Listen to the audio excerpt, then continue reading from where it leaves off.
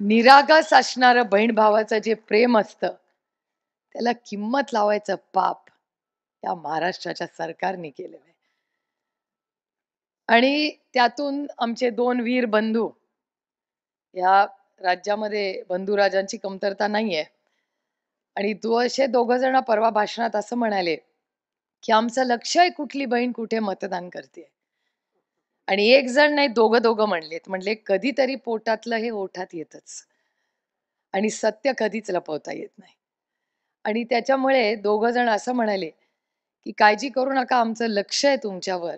₹1500 आज 3000 नाही, 5 नाही, 10,000 देतील. पण ऑक्टोबरच्या इलेक्शन नंतर मी तुमचाच भाऊ आहे.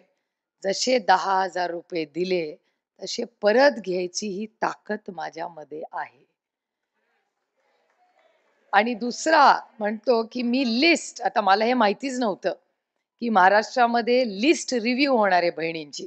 म्हणजे पहिलं नातं जोडलं, नंतर मतदान चेक करणार आणि नंतर चेक करणार, की नातं आहे का नाही. म्हणजे ह्यांचं कुठलंही नातं प्रेमाचं नाहीच आहे, ते फक्त मताशी जोडलेलं नातं आहे.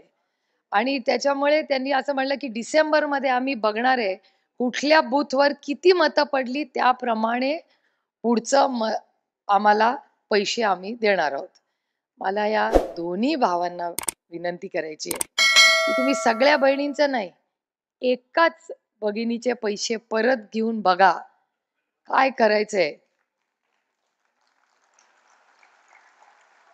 त्यामुळे या सगळ्या यांच्या गलिच्छ राजकारणामध्ये या त्यांच्या गलिच्छ राजकारणांमध्ये नाती पण हे आणतील असं आम्हाला वाटलं नव्हतं. पण